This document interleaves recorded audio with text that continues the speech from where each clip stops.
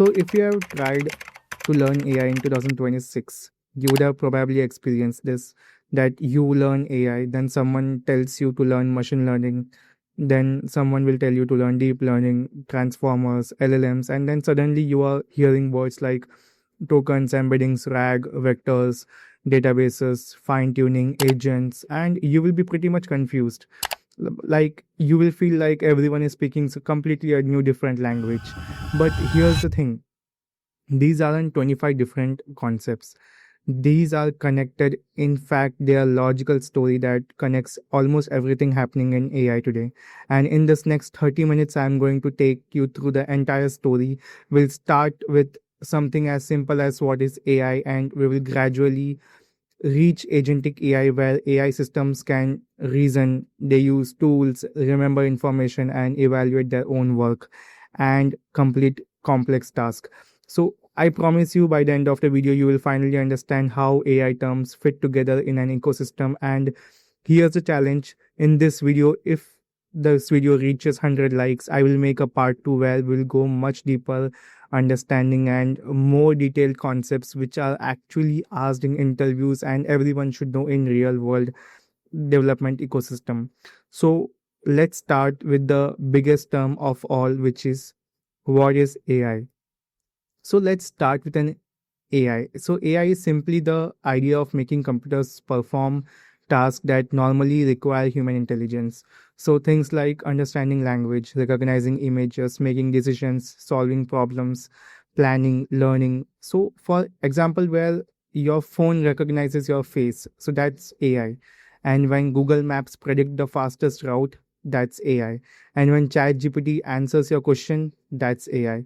So AI is a very big umbrella, and inside AI we have different approaches for making machines intelligent. And one of the most important intelligence is machine learning. So traditional programming languages work like this. You give computer rules and data and it produces an answer. But machine learning changes the approach. Instead of explicitly you writing every rule, we give the computer examples and it learns pattern from those examples. And imagine you build an spam email detector. So you could manually write thousands of rules. If email contains this word, if sender looks suspicious, if message contains this link, but that's incredibly difficult. And instead of you giving thousand model information like spam, not spam, so the model learns pattern that distinguish between the two, and that's called machine learning. And then we take this idea one step further to understand the next concept, which is deep learning.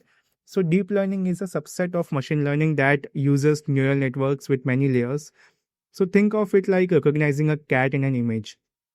The network might learn the simple pattern first. So for example, the shape, the eyes, the ears, and eventually it will identify that it's a cat. So the deeper the network, the more complex pattern it can learn. And deep learning became very extremely powerful because of this improvement, which uses exactly computing power, large data sets, and specialized hardwares like GPUs. And this eventually led to something which gave a big breakthrough in AI, which is called as transformers. So transformers is one of the most important concepts in behind today's modern AI. So before transformers, models struggled with understanding relationship between words across long pieces of text. So transformers introduced a mechanism which is called as attention. So attention allows the model to determine which part of the input are important when processing another part. So for example, the dog chased the ball because it was excited. So what does it refers to? So the dog or the ball? So attention helps the model to understand relationship between the words based on the context. And transformers became the foundation of the modern language models. And once the transformers were combined with massive data sets and huge amount of computing power, we got which is LLMs. So LLMs is essentially a massive neural network trained on enormous amount of text to understand and generate language. So example include models from OpenAI, Anthropic, Google, Meta, and others. So here's something important. An LLM doesn't think about text exactly like human do. It pre-processes numerical representations of language and predicts what should come the next. And based on that patterns learned during the training, we understand the what's the next output, next word which has to be predicted. So for example, the capital of France is dash, so the model predicts as Paris. And this brings us to a very important question.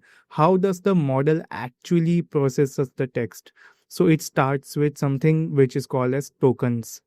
So LLM doesn't directly process a sentence like we see them. They break text into smaller pieces, which is called as tokens. And the token might represent a whole word, a part of a word, a punctuation, or sometimes other piece of text. So, for example, artificial intelligence might be broken into several tokens depending on the tokenizer. So, why does this matter? Because LLM have their own token limit. So when you hear the model has 128K context window, so that means it can process roughly that many tokens within the context. And tokens are also important because API usage and pricings are often based on token consumption. So now we know how text gets broken down. And there's another important question. How does AI system represents the meaning of text? And that's where something called as embeddings come into picture. So embedding converts the entire text into vector of numbers that represents its meaning. So imagine the sentence, I love programming and coding is something I enjoy.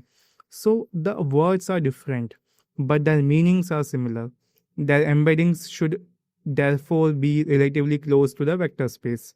So think of it like an embedding space, like a huge giant map, similar to something which will live closer. So different concepts live farther apart and similar concepts live close enough to each other. And this becomes incredibly useful when we want AI to search by meaning instead of extracting the keywords. And that's what exactly we need for, which is called as RAG. So RAG stands for Retrieval Augmented Generation. And imagine you are building a chatbot for company and you ask, what is your employee policy? Maybe we can ask something called as what is the employee leave policy. So the LLM probably doesn't know what's your company's private data. So you could retain the model, but that's expensive and unnecessary. So instead of you using, we use RAG. So RAG means retrieval of information from the right data which we have. So when we retrieve the relevant information, it gives to the LLM and LLM generates the answer. So imagine an open book exam. Instead of expecting the student to memorize every page, you give them a textbook. When the question comes, what is a leave policy? The system searches a relevant document and retrieves the appropriate information and gives the context to the LLM. So the LLM then generates the answer and that's called RAG. But where do we actually store all the document and their embeddings? So that's why we have something called as vector databases. So vector databases stores the embeddings and makes them searchable. So imagine your company has 10,000 PDF, 1 lakh document chunks, millions of pieces of information. So when a user asks question, we convert the question into an embedding. And then the vector database searches for the most similar vectors. So for example, user asks how many vacation days do employees get? So database retrieves chunks related to annual leave, vacation policy, paid time off. The LLM receives those chunks and generates the answer. And this is the basic foundation of many enterprise RAG system. But what if we don't just want the model to retrieve information? What if we want to change how the model behaves? So that's where fine tuning comes into picture. So fine tuning means taking a pre-trained model and training it to further on a specialized data set. So imagine you have a general doctor and now you train that doctor specifically in cardiology. So they are still a doctor, but they have become specialized in cardiology. And similarly, you can fine tune an LLM for a particular behavior, style, or domain. For example, a medical assistant, a legal writing assistant, a coding model, a customer support model. But remember, the RAG gives the model external knowledge. Fine tuning changes the model itself. And that's an important distinction. Now we have a powerful model with a knowledge. But there is still a problem. The model can answer question, but it actually can do things. So the answer is no until there is something called as AI agents come into picture. So this is where AI agents enter the picture. A traditional LLM might work like question to answer, but AI agents works more like a goal, think, decide, act, observe, and continue. So for example, you say, find me the cheapest flight to New York next weekend. So a normal LLM might tell you how to search your own flight, but an AI agent can actually search API. It can compare prices, it can check dates, it can filter options and return the most relevant result that you are expecting. The agent decides what action to take next based on the current situation. And for agents to actually perform those actions, you need tools. So tool gives an AI system the ability to interact with outside world. So for example, a web search tool, it allows to search the internet, a calculator, which allows you to perform calculations, a database tool, which allows you to query data, a Python tool, which allows you to execute the code, a API tool, which allows you to interact with the external services. Think of it like an LLM as a brain. So the LLM decides I need the current stock price, then it calls a financial API, the API returns the result, the model uses that particular result to continue reasoning. But now imagine an agent working through a long task. How does it remember what happened 5 steps ago? So that's where memory comes in. So memory allows AI systems to retain information across interactions or during the task. So for example, let's imagine you are talking to a travel assistant. You ask, I'm planning to go to a trip to Japan. Then I want to stay for 7 days. Then my budget is $2,000. So if the AI remembers those details, you don't have to repeat them every time. Memory can also store information from previous steps during an agent execution. This becomes especially important when task becomes longer and more complex. So now we have LLM tool memory. So what's missing? So the mechanism that keeps the agent working, that's missing, and that's called agent loop. So agent loop is especially think, act, observe, think again model, where you imagine an AI coding agent and you say build a Python weather application. So the agent write the code, then it runs, it gets an error, and the agent observes the error. So think about what went wrong. It changes the code, it runs again, maybe another error happens and it fixes that as well, and it again runs, and eventually the test passes. So this continuous cycle is that which makes the modern AI agents powerful. But what if one agent isn't enough? What if the agent is extremely complex? That's where multi-agent system comes in. So instead of one agent doing everything, we can have multiple specialized agent.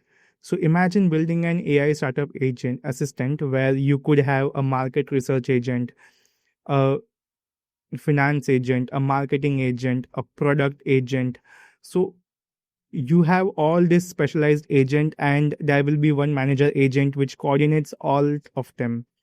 So this is called as multi-agent system. So this is basically like an AI team, which where each agent has its own role, own tools, own set of instructions. But now we have a coordination problem. How do all these agents work together? So for that we need workflows. So workflow defines how the different steps of AI system are executed. So for example, we have a research, analyze, generate, evaluate. if we want to follow this entire workflow, and I want that workflow should also include branches, parallel execution, loops, conditions, human approval, and tool calling. So I need something to which can create the entire workflow. For example, imagine a customer support. So where the user gives a question, it will have a router which will pass, maybe there will be three components: a billing agent, a technical agent, or a refund agent. Then it will have a verification node, then it will have a response. So the workflow controls the entire process, and this is where frameworks like LangChain became very extremely useful. So LangChain is a framework that provides components for building application around LLM. It gives you building block like model, prompt, retrievers, tools, chains, agents, document loaders, and many more. So instead of writing everything from scratch, you can now connect these components together. For example, a document loader, which can have a text splitter, which can have embeddings, which can have vector store, retriever, LLMs. So LangChain makes these integrations much easier. But as workflow become more complex, you need more control over execution. And that's where you need LangGraph. And LangGraph has changed completely the phase of agentic AI, where LangGraph is specially designed for building stateful graph based AI workflows and agents. So think about your workflow as a map. Each node performs a task, each edge determines what's gonna happen next. For example, a router will decide which research agent I have to pass on, then which tool to use. Then the evaluator comes in. If everything is good, then end. If anything goes wrong, retry. So LangGraph gives you explicit control over state, routing, loop, parallel execution, human in the loop, multi-agent workflow, and complex decision making. So a simple way to remember is it: LangChain gives you building blocks, LangGraph gives you control over the workflow.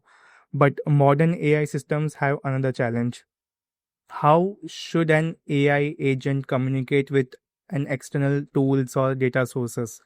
So that's where MCP comes in. So MCP stands for Model Context Protocol. Imagine you build an AI agent and it needs access to GitHub, Slack, Google Drive, databases, file system, different APIs.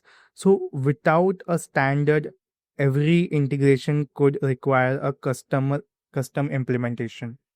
So MCP introduces a standardized way of AI applications to connect models and agents with an external tools or data. So think of it like a universal connector. So instead of building a completely different integration pattern for every application, MCP provides a common protocol for exposing capabilities and context to AI systems. And this is particularly useful as the number of AI tools and integrations are growing. But now we have a new question. How do we know whether our AI system is actually working or not? So for that, we have something called as evals. So evals are especially test for AI systems, where the traditional software can have unit test, integration testing, performance testing. So on the same part, AI systems need something similar evaluation. Suppose your RAG chatbot answer what is our leave policy. How do you determine whether the answer is actually right or not?